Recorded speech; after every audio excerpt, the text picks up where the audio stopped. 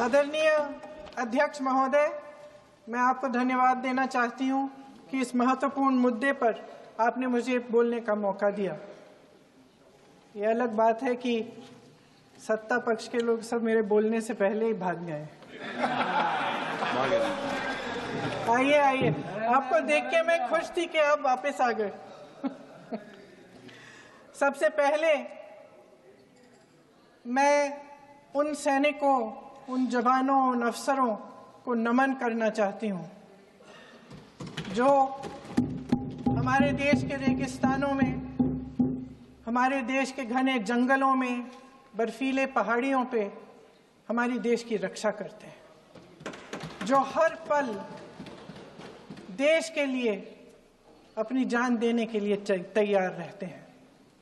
1948 से लेकर अब तक, जब से पाकिस्तानी रेडर्स ने कश्मीर पे हमला किया, तब से लेकर अब तक हमारी देश की अखंडता की रक्षा करने में उनका बड़ा योगदान है। हमारी आज़ादी अहिंसा के आंदोलन से हासिल हुई, लेकिन जैसे मैंने कहा, उसको कायम रखने के लिए हमारी सेना का बहुत बड़ा योगदान है। अध्यक्ष महोदय, कल मैं सदन में बैठी हुई सबके भाषण सुन रही थी। आदरणीय रक्षा मंत्री महोदय ने बोला, सत्ता पक्ष के कई मंत्रियों ने बोला। 1 घंटे का रक्षा मंत्री जी का लंबा भाषण था। सुनते सुनते एक बात मुझे बहुत खटक रही थी।